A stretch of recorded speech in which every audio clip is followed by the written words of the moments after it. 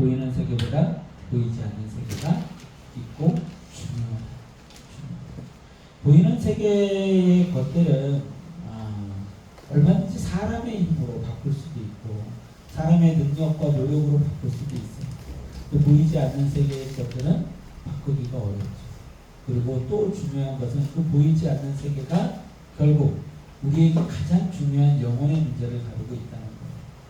오늘도 우리가 기도하는 것들, 하나님의 말씀을 듣고자 하는 것들, 하나님께 순종하고자 하는 것들, 하나님의 뜻대로 삼을고자 하는 것들, 이 모든 것들이요 치열한 영적 전쟁 속에서 이루어지고 있다는 거예요.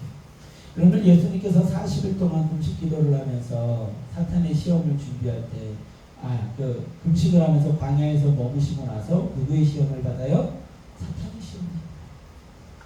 그리고 예수님께서 계속해서 공생의 사역 기간 동안에 누구랑 싸워요?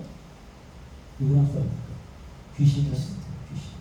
귀신들을 내쫓는데 굉장히 많은 시간을 투자합니다. 어떤 사람들이 아팠어요? 귀신 때문에 그런 경우들이 있었어요.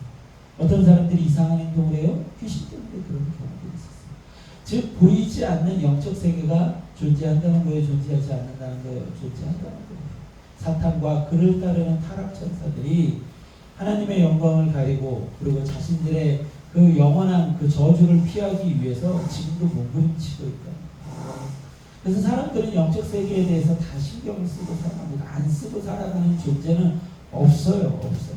아니 예를 들어서 막 과학만 막 따지고 뭐 귀신은 없어, 영적 세계는 없어, 우리의 영혼은 없어, 우리가 이렇게 살다가 죽으면 그냥 먼지로 사라질 뿐이야, 흙으로 돌아갈 뿐이야, 우리가 그저 썩어서 사라지는 거야, 땅의 양분으로 끝나, 이렇게 얘기하는 그런 사람들에게 귀신이 앞에 나타나가지고 자유로 가는데 갑자기 하얀 소목이 운여져가 저 좀 태워주세요 이러면 어떨 것 같아요? 으아! 하면서 놀랄걸요. 아무리 없다고 몸부림치고 지우려고 해도 그것을 지울 수가 없죠. 또 뭐가 어때요? 그 죽을 때가 되면 사람들이 전부 다 무엇에 대한 고민을 해요? 죽기 싫다고 하죠. 죽음에 대한 고민들을 하는 거예요. 뭐 의사건 판사건 세계의 권력을 잡은 자건 다 필요 없습니다. 그들 모두가 내가 인생을 어떻게 살아왔나를 돌아보게 되고 그리고 나서 내 인생을 어떻게 마무리할까를 고민하게 돼요. 그래서 사람들이 죽기 전에 꼭 뭐를 써요? 유언장을 씁니다. 그 유언장에 자신의 인생을 돌아보고 마무리하게 되는 거죠. 제가 가끔씩 얘기하잖아요. 우리가 정말로 영혼이라는 세계가 없이 그저 육체로 그냥 어떻게 우연히 진화를 통해서 만들어졌고 우연히 태어났다가 우연히 죽는 것이라면 여러분 지금 세상 살아갈 필요가 없어요. 아니 저 오늘 밤새고 일하고 왔잖아요. 그죠? 오늘 저녁에 또 밤새고 일하러 가야 되잖아요. 이따가 또 나중에 저 아들들 지금 하명이가 아직 돌도 안 지났는데 저 아이가 그래도 20몇 살까지는 일을 해야 되잖아요. 그러면 20년 뒤에 제가 몇 살이에요? 나 싫어요. 귀찮아. 너무 힘들 것 같아. 너무 힘들 것 같아. 앞으로 20년을 이 짓을 해야 돼요. 이 짓을. 그리고 가장 바보 같은 게 누구예요? 목사들이죠. 있지도 않은 영혼의 세계 이야기하면서 저 뭐예요? 딴 거 하면서 내 맘대로 내 뜻대로 나가서 바람도 피고 사기도 치고 폭력도 해가면서 그러고 살면 속 편하잖아요. 좀 귀찮게 하는 사람이 있으면 삼단봉으로 그냥 한 대 때려주고 얼마나 좋아요. 근데 그렇게 못하잖아요. 왜 못해요? 하나님이 계시니까. 하나님이라는 존재가 계시니까 그렇게 못하는 거예요. 저한테 기분 나쁜 사람들, 저를 괴롭게 하는 사람들 진짜 요즘 복싱도 배웠겠다 한데 때려주면 좋을 것 같은데 못해. 얼마나 답답해요. 막 답답해. 술 취해가지고 와가지고 편의점 와서 행패 부리는 사람들 여러분들 아시다시피 술 취한 사람들은요 이렇게 손잡고서 이렇게 픽 해버리면 그냥 꼬꾸라져요. 그거 버티지도 못해. 가가지고 한 대 딱 때리고 도망가면 어떻게 쫓아올 거예요? 야, 너 일로 가! 이러면서 쫓아올 거 아니에요. 근데 그 사람들한테 그냥 다 고개 숙여가면서 얼마나 귀찮고 번거로워요. 그렇게 살 필요가 뭐가 있어요? 그냥 먼지가 될 건데. 내 맘대로 내 뜻대로 살아가지. 근데 그렇게 안 되잖아요. 그렇게. 여러분들 보세요. 사람들이 살아가면서 그 삶의 양태가 다 똑같아요. 어린 아이들을 이렇게 보면 알아요. 어린 아이들에게 죄 짓는 법을 누가 가르치지 않았는데 죄 짓는 방법은 똑같아요. 아이들이 행복해하는 그 이유가 똑같아요. 왜 그래요? 누가 가르쳐주지 않잖아요. 자, 하명이에게 누가 이렇게, 자, 이제부터 내가 얘기하는 거 잘 들어. 자, 인생이란 이런 거고 네가 이걸 하면 즐겁고 네가 이걸 와가지고 이렇게 하면 부모님이 싫어해. 그거 이야기 중이네. 알아듣나요? 못 알아듣죠? 근데 어린아이들이 보이는 모습 거의 다 똑같아요. 똑같아요. 누가 가르쳐주지 않아도. 어린아이들끼리 교류하지 않잖아요. 교제하지 않잖아요. 하명이가 저 옆에 집 가가지고 야, 우리가 살아가는 세상이라는 건 어떤 걸까? 그러면서 고민하지 않잖아요. 이렇게 해야 돼. 이래야 부모님이 좋아하고 이러면 부모님이 싫어해. 뭐 이러지 않잖아요. 근데 그 삶의 양태가 똑같아요. 똑같아요. 거의 비슷해요. 왜 그래요? 왜 그래요? 그 안에 뭐가 있다는 거예요? 하나님이 창조해 놓으신 영혼이 있다는 거예요. 저기 뭐예요? 뭐 오스트레일리아. 우리가 오스트레일리아 가려면 바다를 엄청나게 건너야 되잖아요. 그 오스트레일리아에서 태어난 그 애기도, 한국에서 태어난 애기도, 북극과 남극에서 태어난 애기도 삶의 모습이 똑같아요. 누가 가르쳐주지 않아도, 말이 통하지 않아도. 즉 뭐가 있다는 거예요? 그 안에 영혼이 있다는 거예요. 이거를 조금만 고민해봐도, 제가 그래서 여러분들한테 맨날 철학을 하라는 거예요. 목사만 철학을 하는 게 아니라 철학을 하는 거예요. 철학을. 그러면은 그렇겠구나 라는 그런 어떤 질문에서 끊임없이 다른 어떤 질문들이 던져지는 거죠. 그 해답을 어디서 찾아요? 성경에서 찾는 거예요. 그 해답을 성경 안에서 찾을 때, 목사의 이야기가 아니라 성경 안에서 찾을 때 말씀에 대해서 궁금하게 되고 더 깊이 들어가게 되고 믿음이 생기게 되는 거예요.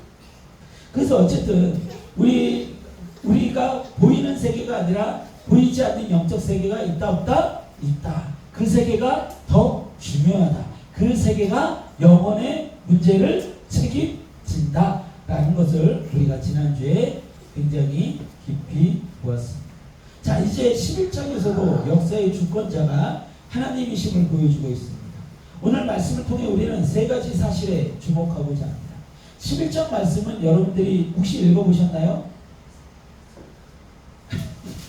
읽어보셨을 리가 없지. 나중에 가서 또 저 읽어봤어요 그러지 말고 정말로 읽어봤어요 얘기해보세요. 네? 11장은 네? 그죠? 11장은 여러분들이 읽었어도 아마 속으로 그랬을 거예요. 이게 도대체 뭔 소리요? 뭔 소리요? 자, 이제부터 제가 중요한 내용만 여러분들에게 정리를 해드리겠습니다.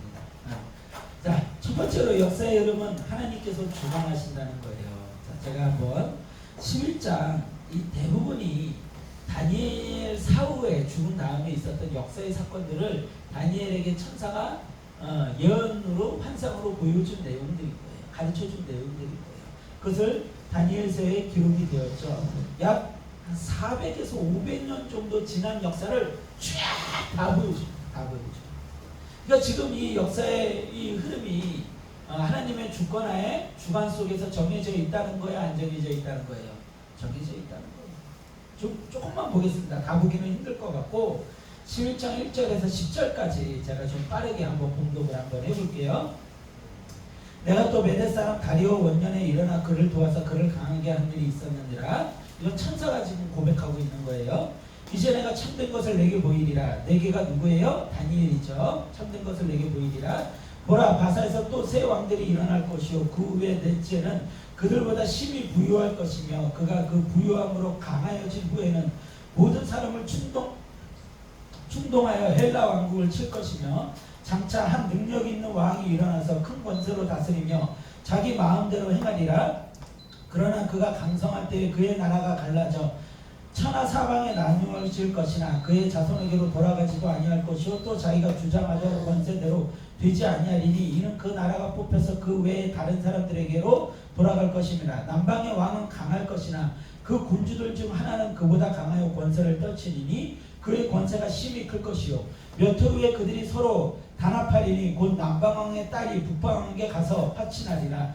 그러나 그 공주의 힘이 쇠하고 그 왕은 서지도 못하며 권세가 없어질 뿐 아니라 그 공주와 그를 데리고 온 자와 그를 낳은 자와 그때 도와두던 자가 다 버림당하리라. 그러나 그 공주의 본 족속에서 난 자 중에 한 사람이 왕위를 이어 권세를 받아 북방왕의 군대를 치러 와서 그의 성에 들어가서 그들을 쳐서 이기고 그 신들과 무엄한 우상들과 은과 금의 아름다운 그릇들을 다 누락하여 애굽으로 가져갈 것이요 몇 해 동안은 그가 북방왕을 치지 아니하리라. 북방왕이 남방왕의 왕국으로 쳐들어갈 것이나 자기 본국으로 물러가리라. 그러나 그의 아들들이 전쟁을 준비하고 심히 많은 군대를 모아서 물이 넘친같이 나올 것이며 그가 또 와서 남방왕의 견고한 성까지 칠 것이요.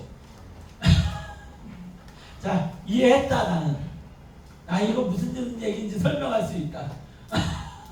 설명 못하죠. 어려워요. 근데 이거를요, 이 상황이 지금 보세요. 어떤 공주가 뭐 화친을 하고 그 공주가 자식을 누구를 낳고 그 자식들이 어떻게 되고 남방왕이 어떻게 되고 북방왕이 어떻게 되고 이거를요, 역사가 지금 지나왔잖아요. 그래서 신학자들이 이 역사에 다 대비를 해본 거예요. 이 이야기들을 그 당시 메소포타미아 근동에 있었던 그 역사 속에서 이런 일들이 실제로 있었나 다 대비를 했더니 어떻게 실제로 있었어요? 없었어요? 다 있었어요. 그래서 고등 비평 같은 게 나오는 거예요. 성경을 비평하는 사람들이 있거든요. 이럴 수가 없다. 아니 어떻게 몇백 년 후에 이렇게 자세하게 예언이 되어 있을 수가 있느냐. 다니엘이 죽고 난 다음에 400년, 500년 후의 일을 어떻게 이렇게 자세하게 서술할 수 있느냐 라고 해가지고 이것은 나중에 후대에 누군가가 썼을 것이다 라고 이야기하는 사람들이 있어요. 근데 성경은요, 그냥 성경이 이야기하는 대로 받아들이면 돼요. 성경에 다니엘서와 다니엘이 기록했다 그러면 그대로 받아들이면 돼요. 물론 여러 가지 논란이 있는 말씀들이 분명하게 있습니다. 분명하게 있어요. 근데 예를 들어서 이런 거죠.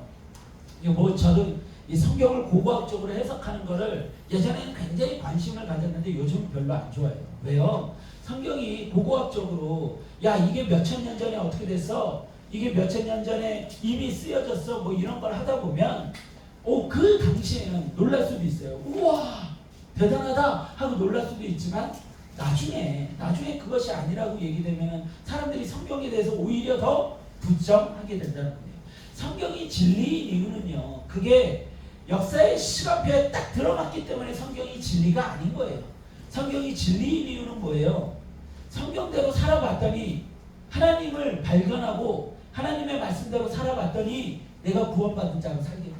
이게 이 안에서 성경이 진리임을 발견하는 거예요.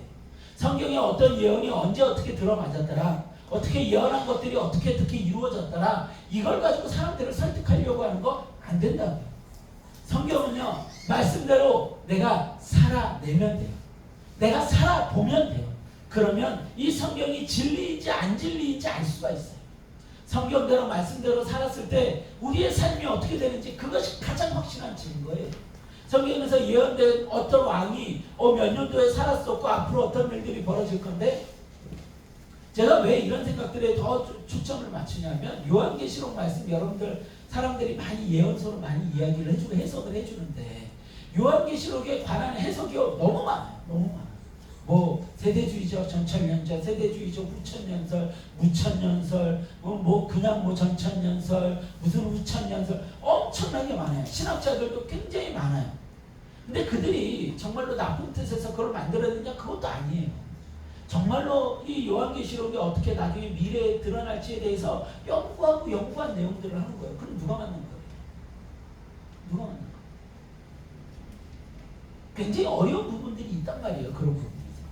그래서 제가 그런 예언들을 시간의 역사표 속에서 딱딱딱딱 맞추는 거를 좋아하지 않습니다. 성경을 진리로 믿게 되는 거는 성경이 역사의 예언이기 때문에 믿는 것이 아니라 성경에 하나님께서 말씀하신 것이 진리이기 때문에 우리가 그대로 살아냈을 때 그 말씀이 진리이기 때문에 그렇습니다. 그 안에서 우리는 하나님을 발견하는 거죠. 자, 그 얘기를 일단 해놓고 사람들이 그런 고등 비평을 하고 그러는데 그것이 굉장히 심하게 타격을 받은 때가 있었는데 그게 사해사본의 발견이에요. 그러니까 사해사본이라는 것이 굉장히 역사가 오래된 사본이에요. 성경이 기록된 사본. 그래서 사람들은 이 성경이 나중에 쓰여졌을 것이다 라고 이야기를 했는데 어떤 그 목동이 가다가 동굴 안으로 돌멩이를 던졌는데 항아리 깨지는 소리가 나는 거예요. 그래서 그 항아리 깨진 데에 들어가 봤더니 성경에 사본이 있는 거죠. 그 당시에 성경의 사본은 양피지에 적혔기 때문에 이것이 잘 상하지 않아요. 썩거나 그러지 않았어요. 그래가지고 그때 그 사회사본의 기록을 봤더니 굉장히 고대의 것이었다. 그래서 고등비평하던 사람들이 그때 굉장히 심하게 흘렸던 때가 있어요. 그러니까 성경에 나온 것들이 제가 지금 이 이야기를 왜 하냐 하면 그런 고등비평조차도 그러니까 성경이 뭐 몇 년도에 뭐 쓰여졌고 어떻게 쓰여졌고 이거를 비평하는 뭐 그런 사람들조차도 그것을 계속해서 진리로 주장하지 못해요.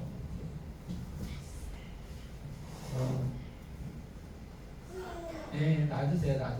옆에서 지켜만 봐주세요. 괜찮아요. 알아요. 통제하기 어려운 거. 자, 그래서 오늘 성경에 나온 내용들도 보면 그래서 그럼에도 불구하고 신학자들이 이때 어떤 일들이 벌어졌는지를 쭉 기록을 해놨습니다. 대충 한번 읽어볼게요. 베레니케는 남방왕인 프톨레마이오스 2세 필라델포스의 딸이다. 수리아의 안티오쿠스 이제 테오스와 애굽의 프톨레마이오스 2세 사이의 혼인동맹.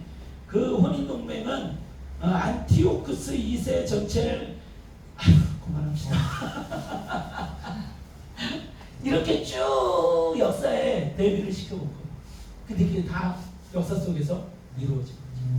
뭘 얘기를 하고 싶은 거냐 하면 하나님께서 이 역사의 흐름을 인간의 자유의지를 허락하시면서 그 자유의지를 인정하시면서 그 흐름과 결말은 누구께서 결정하신다?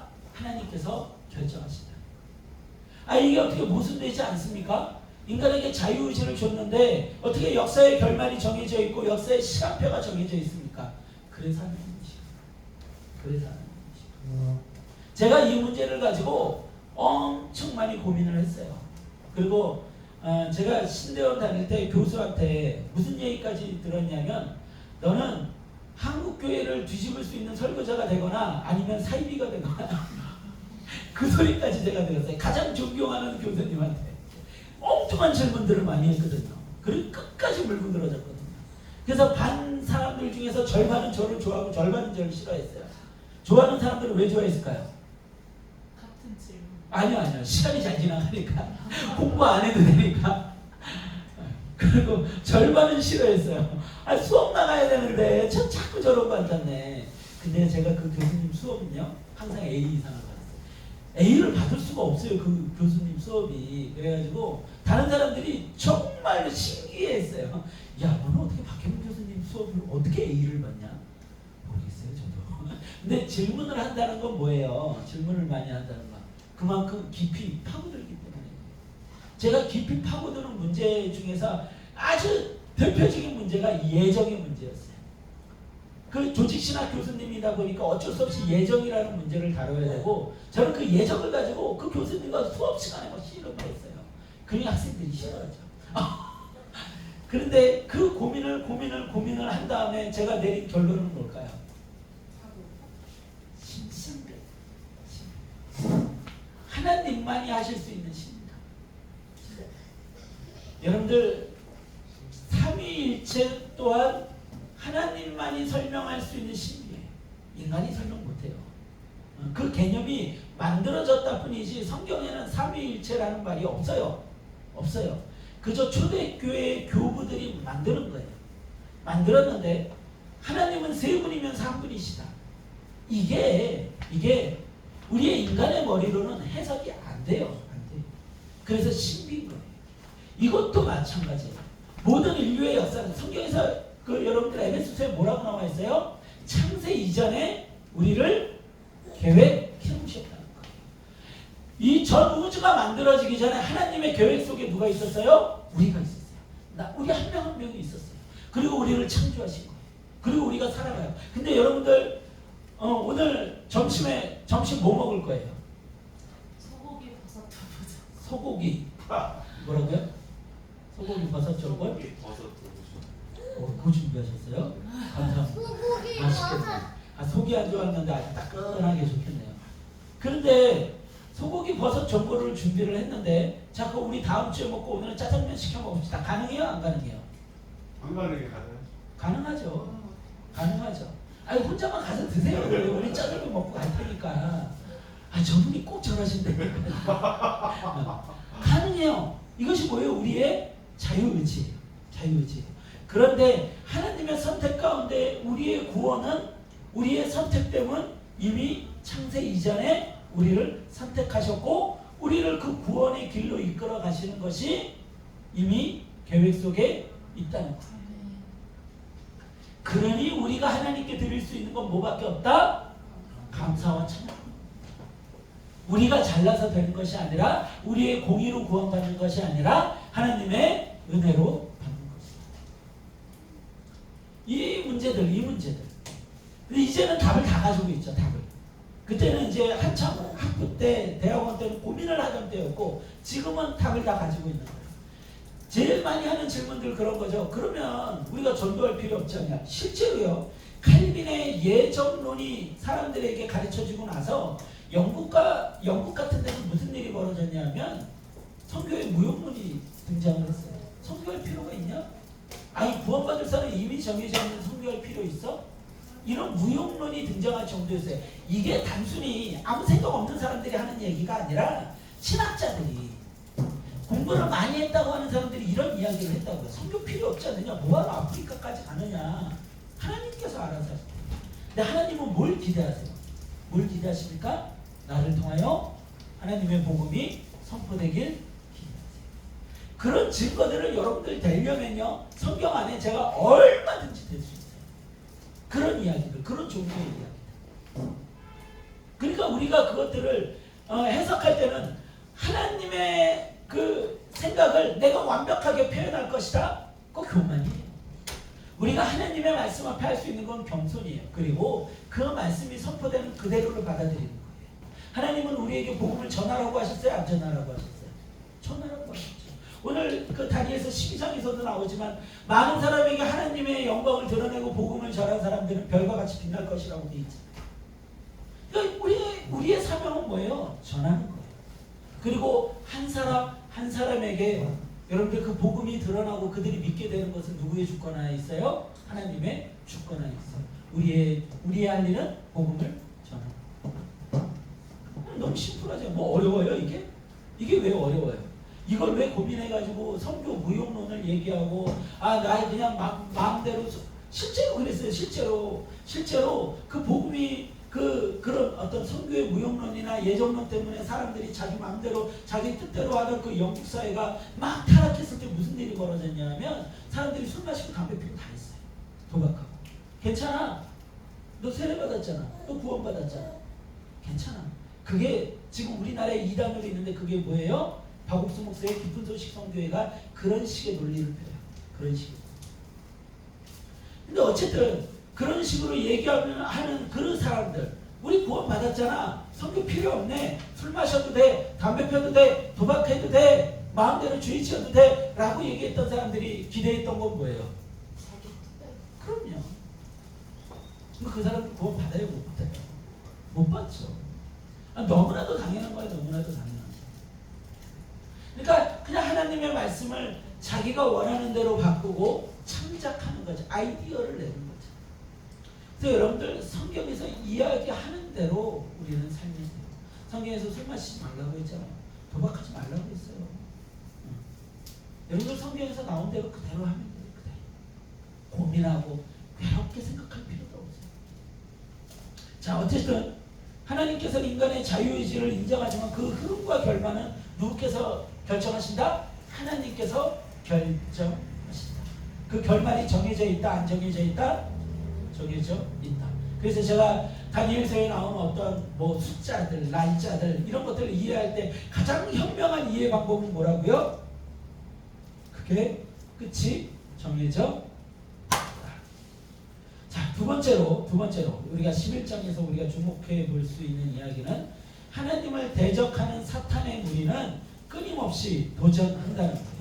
11장 28절에서 39절입니다. 11장 28절에서 39절 말씀. 자, 이거는 좀 천천히 끝까지 다 한번 봉독을 한번 해볼게요. 북방왕은 많은 재물을 가지고 본국으로 돌아가리니 그는 마음으로 거룩한 언약을 거스르며 자기 마음대로 행하고 본토로 돌아갈 것이며 작정된 기한에 그가 다시 나와서 남방에 이를 것이나 이번이 그 전번만 못하리니 이는 그 기띔의 배들이 이르러 그를 칠 것이니라. 그가 낙심하고 돌아가면서 맺은 거룩한 언약에 분노하였고 자기 땅에 돌아가서는 맺은 거룩한 언약을 배반하는 자들을 살필 것이며 군대는 그의 편에 서서 성소 곧 견고한 곳을 더럽히며 매일 드리는 제사를 폐하며 멸망하게 하는 가증한 것을 세울 것이며 지금 이 31절에 나온 성소 곧 견고한 것을 더럽히며 매일 드리는 제사를 폐하며 멸망하게 하는 가증한 것을 세울 것이며 이게 안티오코스 4세가 행했던 안티오코스 에피파네스 4세가 행했던 거예요. 그가 와가지고 무엇을 했었다고 제가 예전에 얘기했는데 기억나세요? 성전을 멸하고 거기에 우상을 세우고 제단에 돼지피를 뿌렸어요. 그리고 제사를 못 드리게 했죠. 그거를 폐하고 다시 성전을 세운 게 마카비 반란이라는 거예요. 그거는 이제 이스라엘 역사의 이야기 속에 있는 이야기예요. 그 요세푸스라는 이스라엘 최고의 역사가가 그 모든 이스라엘 역사를 기록을 해놨는데 그 마카비 반란을 통하여서 그 성전을 다시 회복하고 성전이 세워지게 됩니다. 그게 수룹바벨 성전이에요. 그 수룹바벨 성전이 나중에 헤롯 성전이 되고 그 헤롯 성전에 예수님께서 들어가셔서 모든 기구를 뒤집어 엎으시면서 이곳은 기도하는 집이라고 이야기를 하셨던 거예요. 그리고 그 헤롯 성전은 나중에 기원후 70년에 티투스 장군에 의해서 다시 한번 멸망당하게 됩니다. 이게 그 이스라엘 성전의 역사예요. 이스라엘 성전의 역사. 지금은 이스라엘 성전이 있어요? 없어요? 없어요. 성전은 누구예요? 예수님이시고 우리예요. 그게 이스라엘 역사의 그 성전의 역사예요. 어쨌든 지금 그 성전을 얘기하고 있는 거예요. 그 안티오코스 에피파네스 4세에게 무너졌던 그 성전. 그 성전을 지금 31절에 얘기를 했던 거죠. 자, 32절부터 계속 봅니다. 그가 또 언약을 배반하고 악행하는 자를 속임수로 타락시킬 것이나 오직 자기의 하나님을 아는 백성은 강하여 용명을 떨치리라. 백성 중에 지혜로운 자들이 많은 사람을 가르칠 것이나 그들이 칼날과 불꽃과 사로잡힘과 약탈을 당하여 여러 날 동안 몰락하리라. 그들이 몰락할 때에 도움을 조금 얻을 것이나 많은 사람들이 속임수로 그들과 결합할 것이며 또 그들 중 지혜로운 자 몇 사람이 몰락하여 무리 중에 연단을 받아 정결하게 되며 희게 되어 마지막 때까지 이르게 하리니 이는 아직 정한 기한이 남았습니다. 그 왕은 자기 마음대로 행하며 스스로 높여 모든 신보다 크다 하며 비상한 말로 신들의 신을 대적하며 형통하기를 분노하심이 그칠 때까지 하리니 이는 그 작정된 일을 반드시 이루실 것입니다. 그가 모든 것보다 스스로 크다 하고 그의 조상들의 신들과 여자들이 흠모하는 것을 돌아보지 아니하며 어떤 신도 돌아보지 아니하고 그 대신에 강한 신을 공격할 것이요 또 그의 조상들이 알지 못하던 신에게 금은보석과 보물을 들여 공경할 것이며 그는 이방신을 힘입어 크게 견고한 산성들을 점령할 것이요 무릇 그를 안다 하는 자에게는 영광을 더하여 여러 백성을 다스리기도 하며 그에게서 뇌물을 받고 땅을 나누어 주기도 하리라. 아멘. 자, 마지막 때에 어떤 존재가 나타나는데 그 존재가 성전을 허물어요. 예배를 못 드리게 해요. 그리고 자신을 높이고 자신이 어떤 신보다 뛰어난 존재라고 얘기하고 우상의 신들을 사람들에게 믿게 하고 이런 일들을 행한다는 거예요. 그래서 이 안티오코스 에피파네스 4세를 사람들은 적그리스도의 어떤 상징적인 존재로 이야기를 합니다. 그리고 요한계시록에 적그리스도라는 표현이 굉장히 많이 나와요. 그래서 마지막 때에 적그리스도라는 존재가 나타나가지고 하나님을 믿는 사람들이 힘들게 할 것이고 그 적그리스도가 나타나가지고 7년 대환란을 겪게 하고 그 7년 대환란을 겪고 난 다음에 천년왕국이 있을 것이다. 이렇게 이야기하는 요한계시록을 해석하는 사람들이 있어요. 그런데 적그리스도는 그 어떤 역사 속에서 물론 어떤 마지막 때에 하나님을 방해하고 거부하는 그것을 리더격으로 이끌고 가는 악한 존재가 나타날 수 있겠죠. 그런데 그 적그리스도라는 존재는요, 하나님을 거부하게 하고 예수님을 믿지 못하게 하는 존재는 언제 있어요? 항상 있어요. 항상 있어요.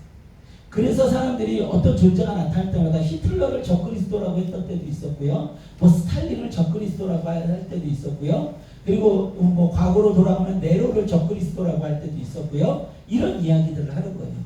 그 당시에 무슨 일들이 벌어졌냐면 기독교가 심하게 박해를 받았습니다. 여러분들이 히틀러 하면 제일 기억나는 게 뭐예요? 히틀러 하면 유대인 학살, 유대인 학살. 그리고 스탈린 하면 제일 기억나는 게 그는 유물론자예요. 공산주의를 세웠죠. 그리고 수많은 살인을 저질렀습니다.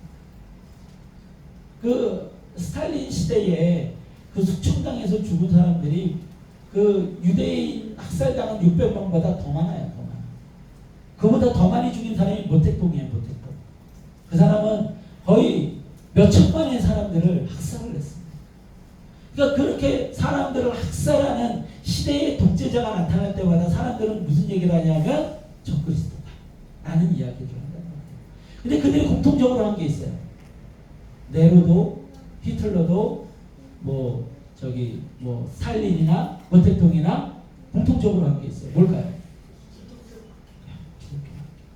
하나님을 믿는 사람들을 박해하고 죽이고 살인하고 교회로. 근데 그 가운데 하나님을 믿는 사람들은 있어요, 없어요? 있어요. 지금 그 얘기를 하고 있는 거예요. 그 얘기를.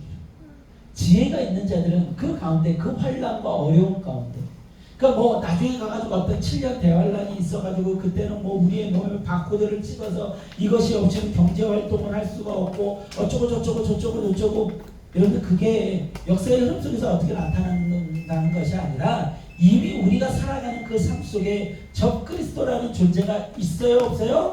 있다는 거예요. 그 존재들이 하나님을 믿지 못하게 하고 스스로를 높이죠. 그 독재자들이 하는 게 뭐예요? 스스로 교만한 거예요. 여러분들, 교만은요 사탄이 가지고 있는 최고의 무기입니다. 그리고 사탄의 속성이 교만이에요. 철저하게 겸손하지 않으면 여러분들 망합니다. 여러분들 기도할 때도 마찬가지예요. 겸손히 기도하세요. 찬양할 때도 마찬가지예요. 겸손하게 찬양하세요. 예배 드릴 때도 마찬가지예요. 겸손하게 예배 드리세요. 자신을 자랑하거나 자기를 높이려고 하지 마세요. 막 미사여구 막 사용하지 마세요. 기도할 때. 제가 목사잖아요. 그죠?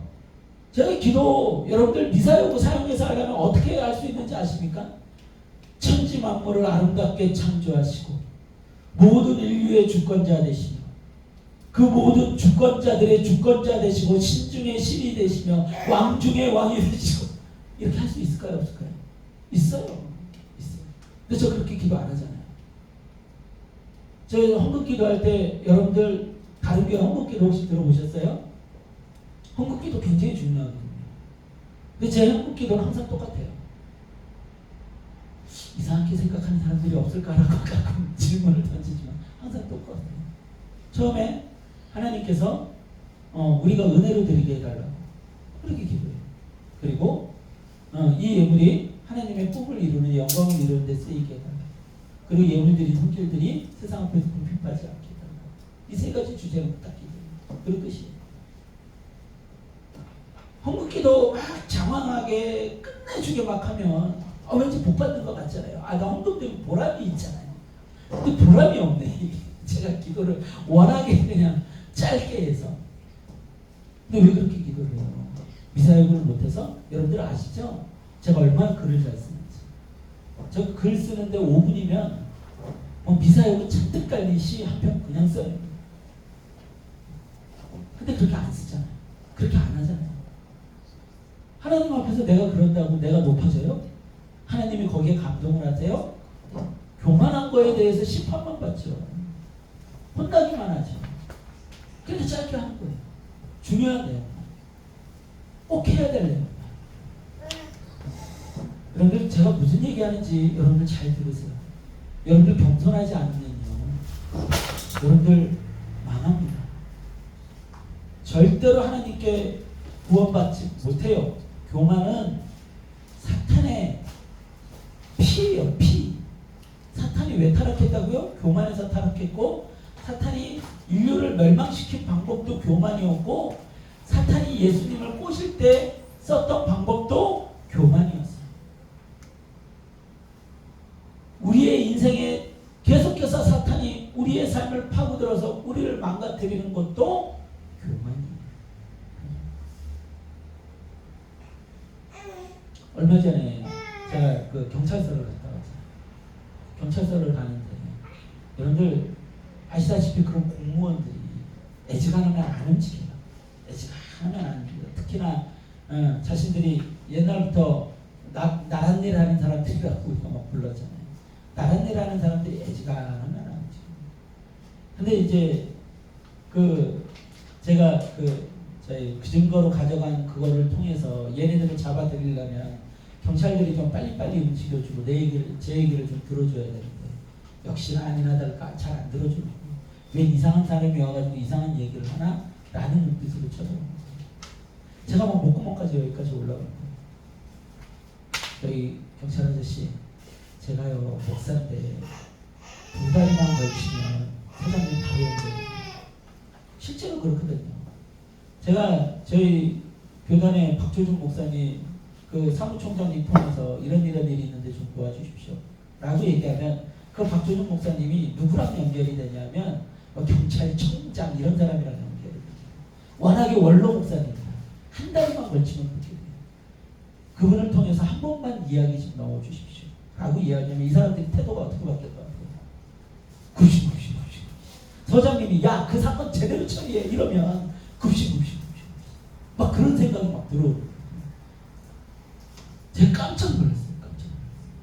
야, 내 안에 아직도 이렇게 나를 시험하는, 나를 무너뜨리려고 하는 악한 것들이 아직도 있고. 그래서 제가 아무 소리 안 했어요. 그냥 그 두 증거 보여주면서 이런데 얘네들 잡아들여야 되지 않겠습니까? 제가 잘못했는데, 저희가 잘못했는데 그래도 얘네들을 잡아들여야죠. 이것 때문에 피해보는 사람들이 너무 많습니다. 너무 막 속이 상한 거예요. 제가 그때도 이 아이들 잡아들이라고 증거를 다 이야기를 해줬는데도 이 아이들을 그냥 다 풀어줘가지고서는 10며칠 동안 계속 그러고 다녔거든요. 계속 사기를 치고 다닌 거예요. 그러다가 걸린 거란 말이에요. 그게 얼마나 속이 상하겠어요. 하나님이 알아서 하시겠지. 내 할 일만 하면 되겠지. 그러고 왔어요. 모르겠어요. 그 결과가 어떻게 됐는지 모르겠지만 제 할 일은 했으니까. 여러분들 우리 안 해요. 지금 제가 매일 성경을 보고 매일 저희 하나님과 교제를 하면서 동행을 하면서 살아감에도 불구하고 무슨 도전이 있어요? 사탄의 죄의 도전이 있어요. 거기에 홀딱 넘어가 버리면 그냥 그 사탄과 함께 되는 거예요.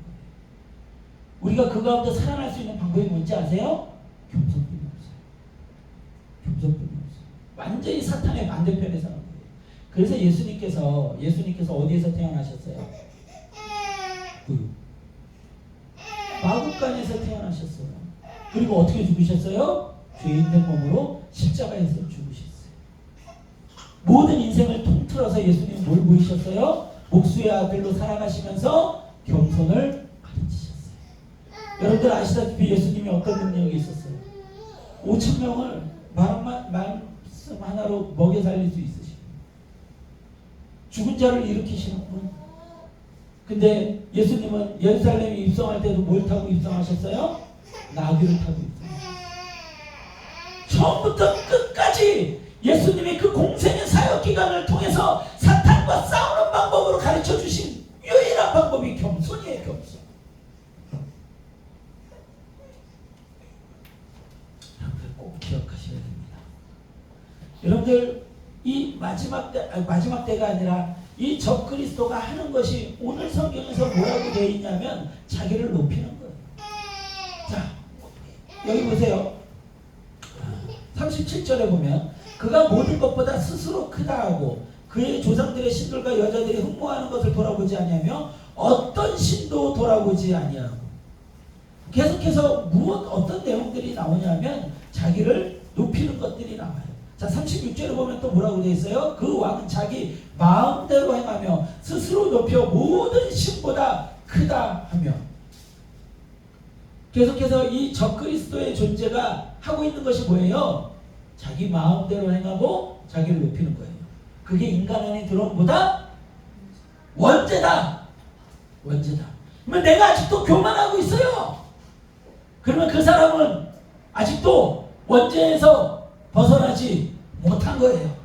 여러분들 천국에 절대로 원죄가 있거나 교만한 자들은 저 하나님 나라에 영원히 들어가지 못해요. 절대로 하나님께서 드리지 않으십니다. 그것 때문에 에덴이 깨졌는데, 그것 때문에 이 인류가 이렇게 고통받는데, 그것 때문에 예수님께서 겸손을 보이셨고 십자가에서 죽으셨는데 교만한 자를 천국에 들여요? 말도 안 되는 거죠. 말도 안 돼요. 제가 그래서 교회에서도요, 교회에서 자기 높이는 장로님들, 목사님들 보면 비웃어요. 사람들 앞에서 존경받을지는 모르죠. 좋은 차 타고 탁 와가지고 차에서 탁 내리면 비서가 설교하는 동안 그거 싹 차 닦아주고 있어요. 지랄을 하는 거예요. 지랄. 그래도 목사래요? 전 참 다행인 것 같아요. 돈이 없어서 다행이고 가족들만 데리고 개척교회 하고 있어서 개척교회란 말이 아니죠. 필요가 없죠. 개척이 어디 있어요. 그냥 교회죠. 그래서 참 다행인 것 같아요. 그런 사람이 되지 않았어요. 여러분 우리에게 필요한 거는요. 겸손이에요.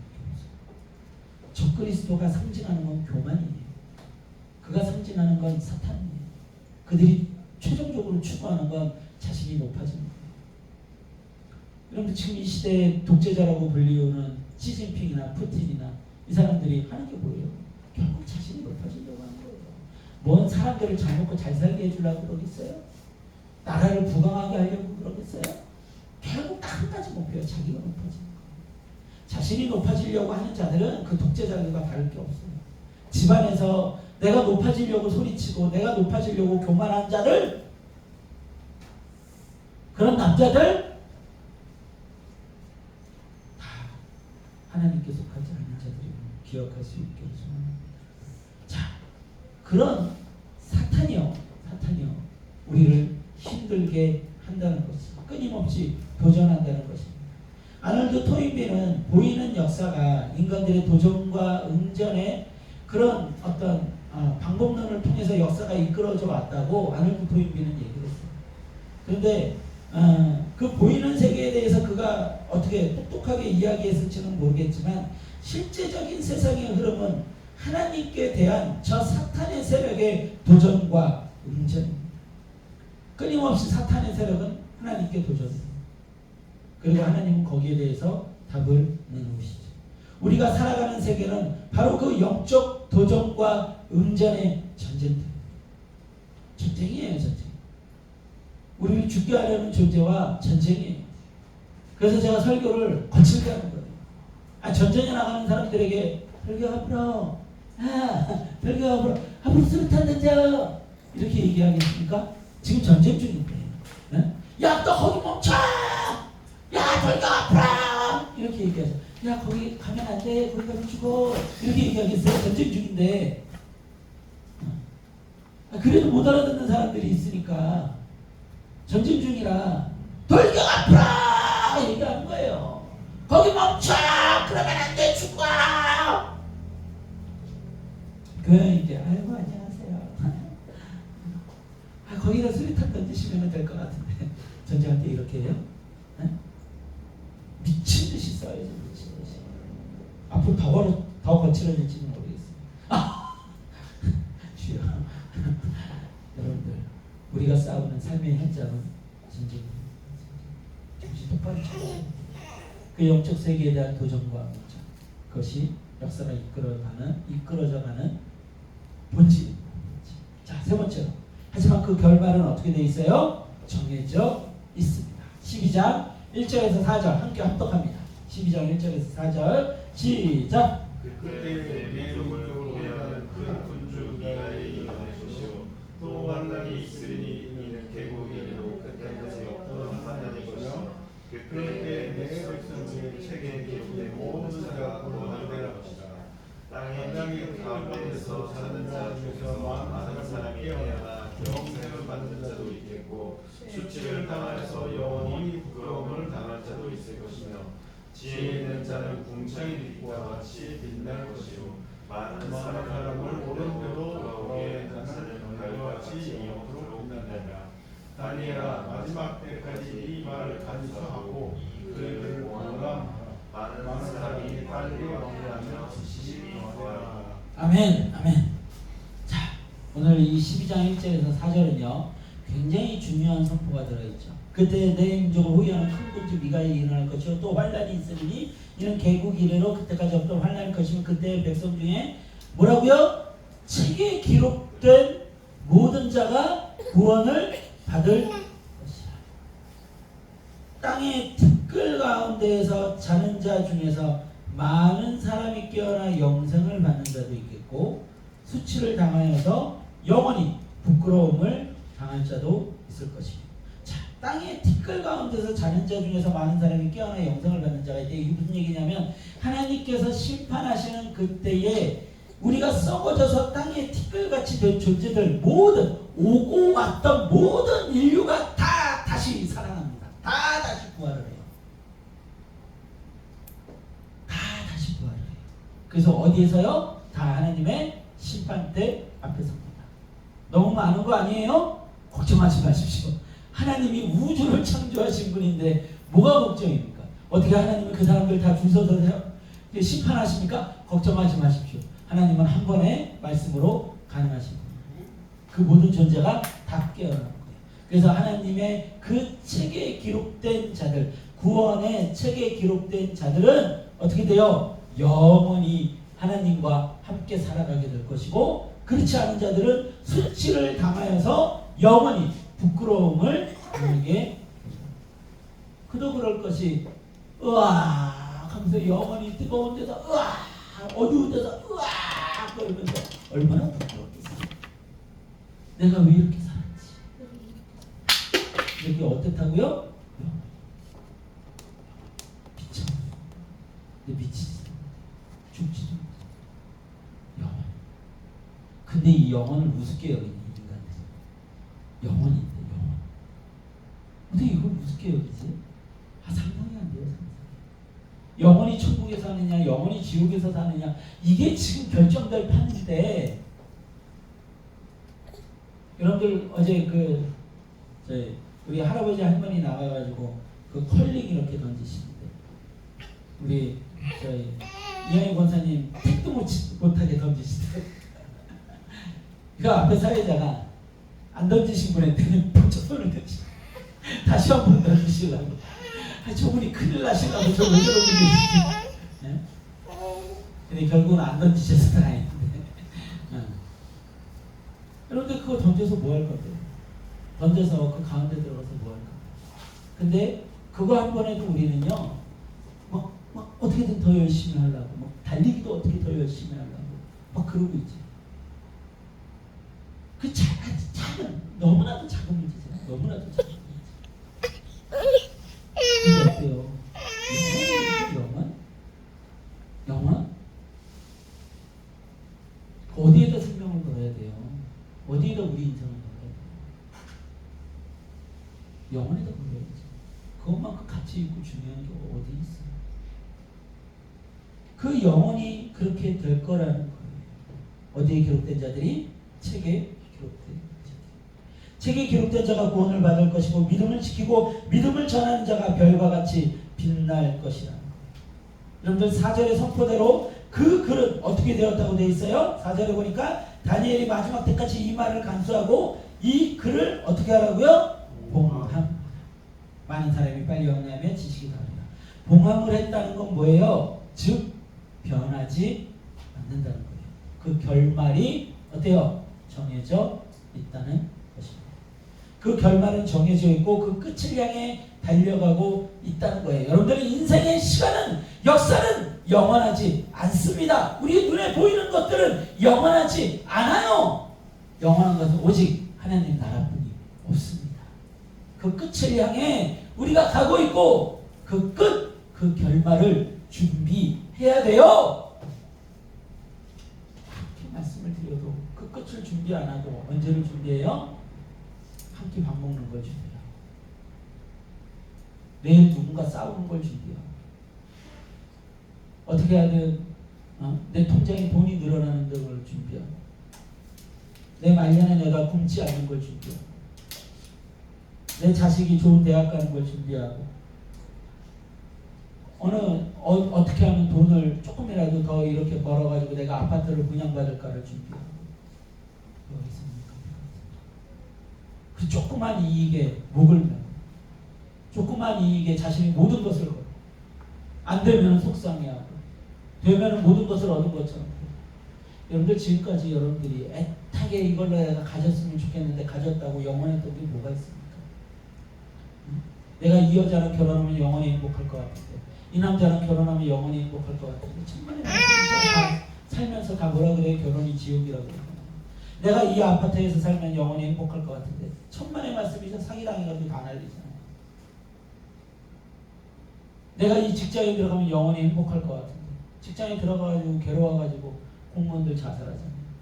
그들이 고급 시험 합격했을 때 얼마나 좋아했을까? 부모들이 얼마나 좋아했을까? 야, 이제 됐다. 들어가서 자살하잖아요. 선생님들이 야, 너 이제 임용고사 됐다. 와 하면서 막 축하해주고 막 축하 파티 해주고 그랬는데 들어가서 자살하잖아요. 영원한 게 뭐가 있습니까? 영원한 게 뭐가 있습니까? 다만 근데 거기에다 왜 목숨을 걸어요? 눈앞에 있는 조그만 이익에 왜 목숨을 걸고서는 내가 잘 살고 있고 내가 하나님의 방법대로 살고 있다? 여러분들, 우리의 인생의 결말은 그게 결말이 아니에요. 내가 30만 원 더 번다고 50만 원 더 나라에서 받는다고 그것이 우리 인생의 결말이 아니라고요. 우리 인생의 결말은 영원이라고요. 영원. 내가 천국에서 사느냐 지옥에서 사느냐, 내가 저 하늘의 별과 같이 빛날 것이냐, 아니면 영원히 부끄러워하며 살 것이냐. 그것이 우리의 결말입니다. 여러분들의 결말이 어떻게 쓰여질지 오늘 준비하는 여러분들을 소망합니다. 여러분들의 결말이 부디 저 천국에서 영원히 별과 같이 빛나는 여러분들이 될 수 있기를 소망합니다. 찬양하고 기도합시다.